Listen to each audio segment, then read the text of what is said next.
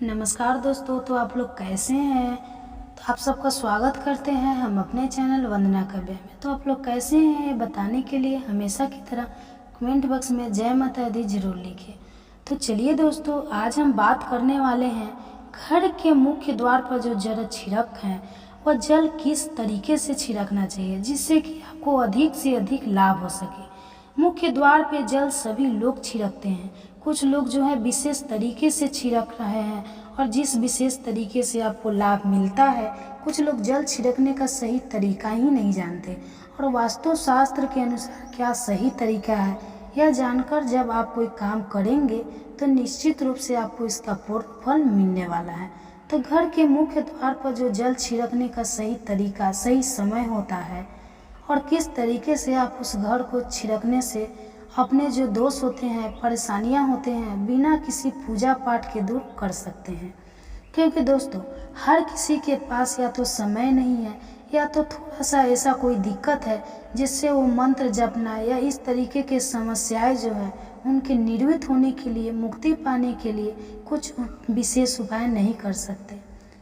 तो दोस्तों, जल आप छिड़क सकते हैं। आज मैं उसी में कुछ विशेष चीज़ें मैं बताने वाली हूँ जिसको भी आप अपनी परेशानी जान लीजिए और उस परेशानी के अनुसार प्रयोग करिए। निश्चित रूप से आपको इसका फल देखने को मिलेगा।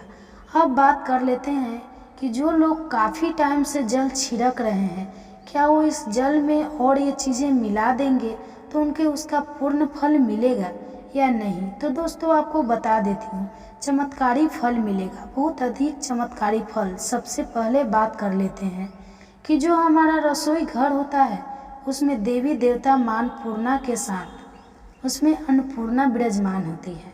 पितरों का स्थान होता है। अब पितरों का स्थान होता है जहाँ पे हम अपने घर का मटका रखते हैं। मटका रखते हैं यानी कि जिसमें हम जल भर कर रखते हैं। तो अब विधि यह है जिससे कि सभी जो लोग जानते हैं कि हम जल भरते हैं और सुबह सवेरे जगने के बाद अपने मेन डोर पे छिड़कते हैं।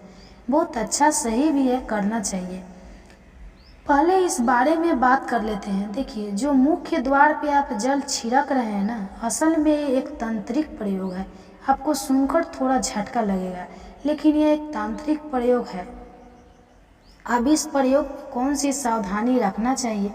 तो देखिए, इसमें कोई भी आपको स्नान वगैरह करने की ज़रूरत नहीं होती है। आप पीरियड में, सूतक में, पातक में, किसी भी कंडीशन में आप अपने घर के मुख्य द्वार पर जल छिड़क सकते हैं।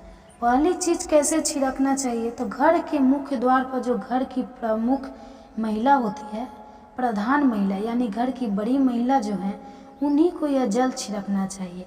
तो इसमें किसी भी तरह से सूतक, पातक, पीरियड्स, ब्रश करना, मुंह धोना, मंजन करना, ऐसा कुछ भी शामिल नहीं है।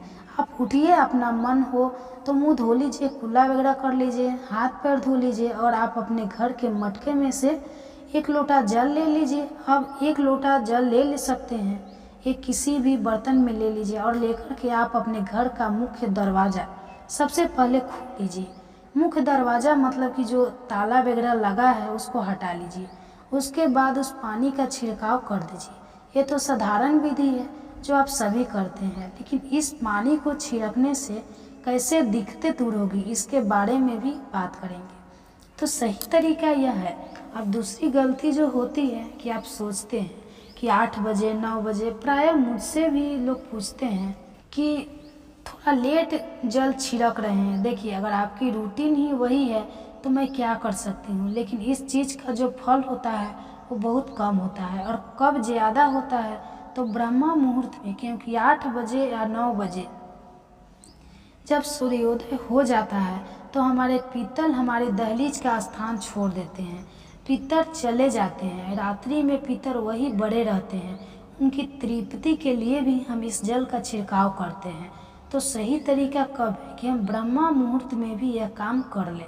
ब्रह्मा मुहूर्त का मतलब कि सूर्योदय ना हुआ हो तब कर ले। यह हो गया पहला कि इस तरीके से आपको करना चाहिए। अब दूसरी चीज़ है कि यदि हमारे घर में बहुत ज़्यादा कलह है, लड़ाई है, झगड़े हैं और बहुत ज़्यादा दिक्कत है, किसी भी तरह से शांति नहीं है, तो क्या करेंगे? आजमा कर देखिएगा।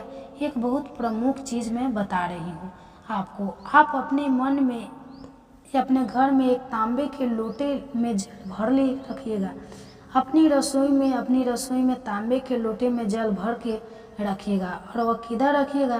तो उत्तर की साइड में रखिएगा। रखने के बाद आप सुबह जल लियोन मिलाकर, मतलब जो गंगा जल है उसमें से थोड़ा सा उस जल में मिला लीजिएगा और दोनों को मिला करके घर के मुख्य दरवाजे पर ओम नमः भगवते वसुदेव बोलते हुए आप इस जल का छिड़काव करें।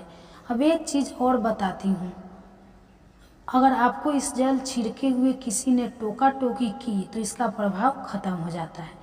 इसलिए प्रयास करें कि अधिक से अधिक ये काम जब भी करें आप तो अंधेरे में ही कर ले, कोई जो है सामने से टोका टोकी ना करे, क्योंकि मैंने कहा ना यह तंत्रिक प्रयोग है और तंत्रिक प्रयोग जब जो है नष्ट हो जाता है जब सामने से टोक लग जाए। और वैसे भी टोक बहुत बुरी चीज़ है, अगर किसी की टोक किसी चीज़ को लग जाती है तो मान के चलिए कि वह काम अधूरा ही हो जाता है।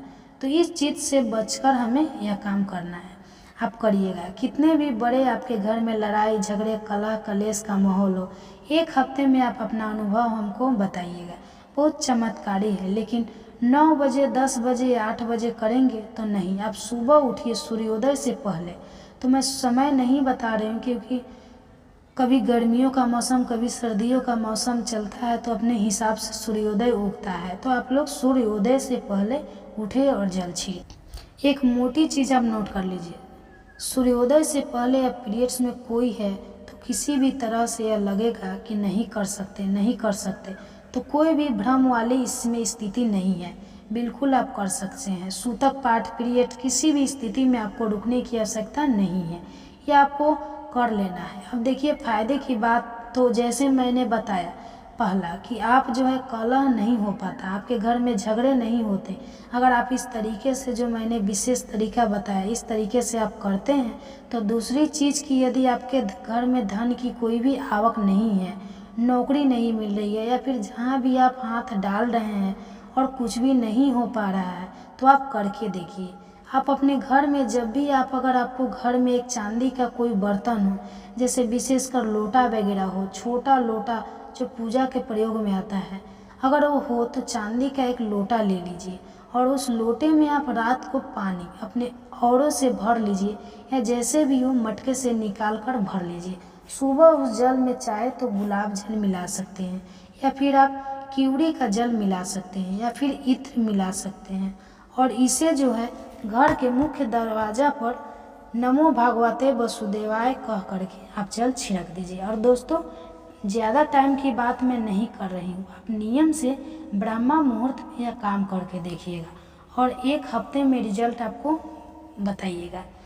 आपको इसका रिजल्ट कैसा लगा? तो बहुत तेज़ और बहुत शीघ्र ये चीज़ हमें फ़ायदा करती है। कारण भी बता देती हूँ, क्योंकि मन में तो यही आएगा कि यह छोटी सी चीज़ हमको क्या असर करेगा। देखिए मुख्य द्वार पे जो हम जल छिड़क रहे हैं ना, उसका एक फ़ायदा तो यह होता है कि हमारे घर में अगर प्रीत दोष के कारण प्रगति रुकी है तो वह खुद ब खुद पितर वहाँ पड़े रहते हैं।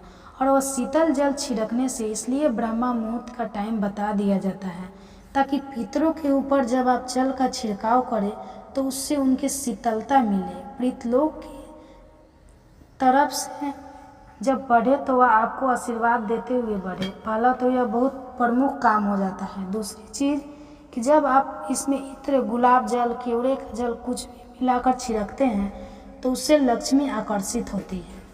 तो इस तरीके से आप अपने घर में गरीबी और कर्ज को दूर कर सकते हैं। तो यह जो काम है आपको अवश्य कर लेना है। अब अगली चीज़ है जो कि आपको बहुत ज़्यादा, मतलब आपकी बहुत दुश्मन हो गए हैं, प्राय हो गए हैं, जो अगल बगल अड़ोस पड़ोस वाले किसी भी बात को लेकर बड़ा नकारात्मक बोलते हैं, बहुत ज़्यादा आपसे दुश्मनी हो गई है। आप फिटकरी का पाउडर रखिए और आप एक गिलास कोई भी पानी ले लीजिए, मतलब मटके से औरों से कोई भी, और सुबह जब आप जल छिड़के तो उसमें फिटकरी का थोड़ा सा पाउडर मिला करके और आप इस जल को छिड़काव करें और 21 बार इस मंत्र का जाप करें।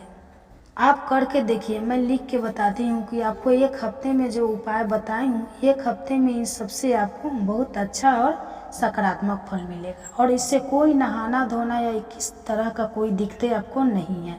और हाँ, मुख्य द्वार पे खुशियाँ दुख समृद्धि सब कुछ आता है, इसलिए एक चीज़ और करिएगा, मुख्य द्वार पे अपने बहुत सारे चप्पल वगैरह मत रखिएगा। चप्पल तो उतारना ही नहीं चाहिए, कोशिश करिए चप्पल ना उतारे। घर को साफ़ सुथरा रखें, मेन डोर को साफ रखें, डस्टबिन वहाँ पे ना रखें किसी भी स्थिति में ना। जो मुख्य दरवाजे को गंदा आप लोग ना छोड़िए, किसी भी तरह से उसको साफ सफाई जो है समय पे करिए या करवाइए, जैसे भी आपकी व्यवस्था हो।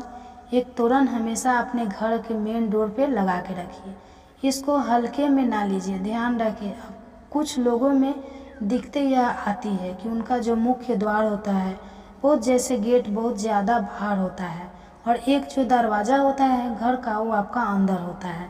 तो अब ऐसे में बहुत प्रश्न यह आते हैं कि हम किस दरवाजे को मुख्य दरवाज़ा माने। तो देखिए, आपका गेट यदि बहुत बाहर है, बहुत दूर है, तो आप जो अपने घर का है जो गेट के अंदर है उस दरवाजे को आप मुख्य द्वार माने। जो भी उपाय वगैरह मैं बताती हूँ आप उसी पे कर सकते हैं। जितने रूम बाहर है उसका एक दरवाज़ा जो बाहर है ग्रीन वगैरह लगा हुआ रहता है उसी को आप मानिए। तो दरवाज़ा जो मुख्य दरवाज़ा होगा वो बहुत दूर होगा, इसलिए आप किसी उपाय को नहीं कर पाएंगे। कोई दिक्कत आएगी तो आप उसी दरवाजे को मुख्य दरवाज़ा माने जो आपके घर का है। तो इसी तरीके से करके आप अपने नियम और कार्य को कर सकते हैं। दोस्तों, उम्मीद करती हूँ जानकारी आपको बहुत पसंद आई होगी। अच्छी लगे तो लाइक करिए और चैनल को सब्सक्राइब भी कर लीजिएगा, क्योंकि इस तरह के विशेष जानकारी आपको समय समय पे मिलती रहेगी। तो चलिए दोस्तों, अब मिलती हूँ आपसे अगले नए वीडियो में। वीडियो को अंत तक बने रहने के लिए धन्यवाद।